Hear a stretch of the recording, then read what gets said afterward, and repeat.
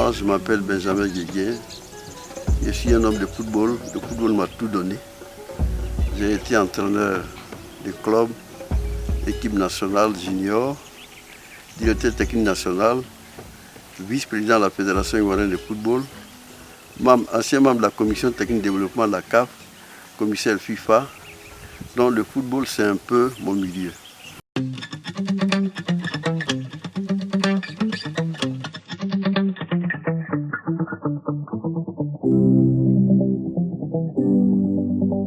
Cette académie a été créée en 2006. En 2006 que le projet, on a mis les statuts en place.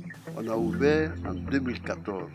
Nous avons deux catégories de jeunes. On a 20 qui sont les U15 et 20 en U17. L'école est bâtie sur une superficie de 12 hectares qui est la propriété de l'académie. 12 hectares avec 3 terrains de football, 2 terrains qui sont utilisables actuellement et le 3e terrain qui est en finition où on doit mettre la terre pour gazonner.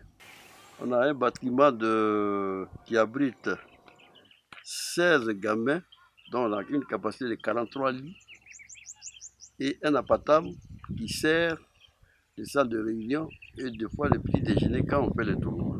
Nous sommes en construction d'un vestiaire. Qu'est-ce qui a motivé la création de ce centre?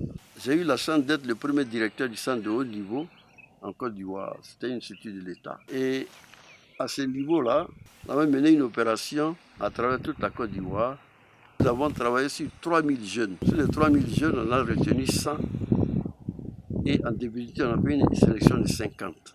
État l'INJS. Et parmi les 50 là, on a eu 10 joueurs qui ont eu un contrat professionnel. Donc ça veut dire que l'opération a réussi.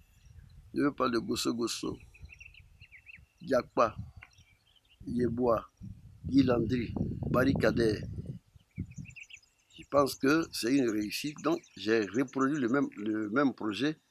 Et la plupart de nos gamins là fréquentent le lycée et les collèges de Ouagadougou qui a 1,5 km. Donc les 90% des jeunes vont à l'école. Je ne pourrais pas dire que c'est vraiment un sport-études, mais c'est tout comme. Parce que moi, je n'ai pas encore l'établissement pour recevoir les profs, mais je les envoie dans les lycées où nous sommes en collaboration avec les professeurs principaux pour avoir leur calendrier, leur programme.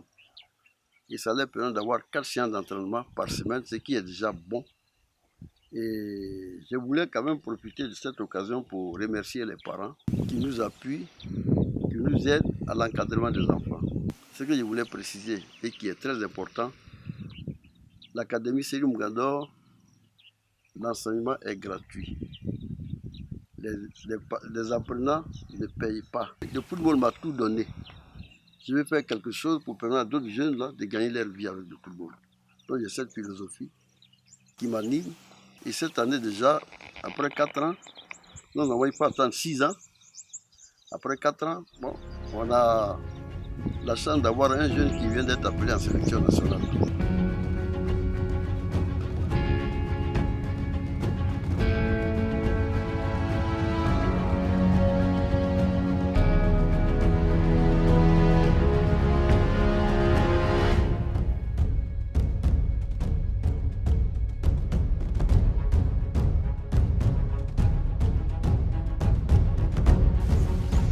Je vous ai déjà dit que Dieu donne un talent à tout le monde.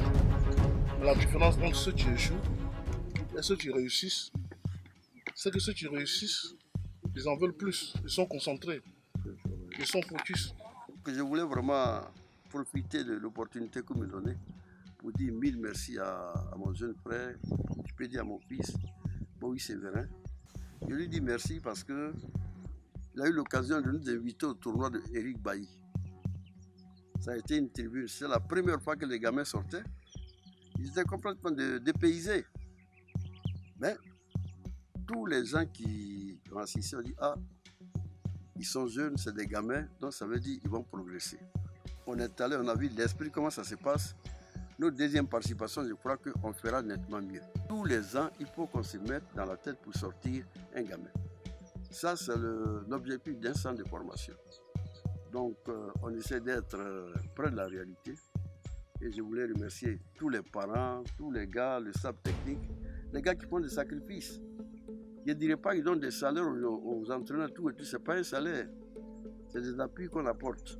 Donc il faut aussi des sacrifices comme moi. Et il leur dit, bon, demain, pourquoi pas s'il y a des retombées, c'est pour tout le monde.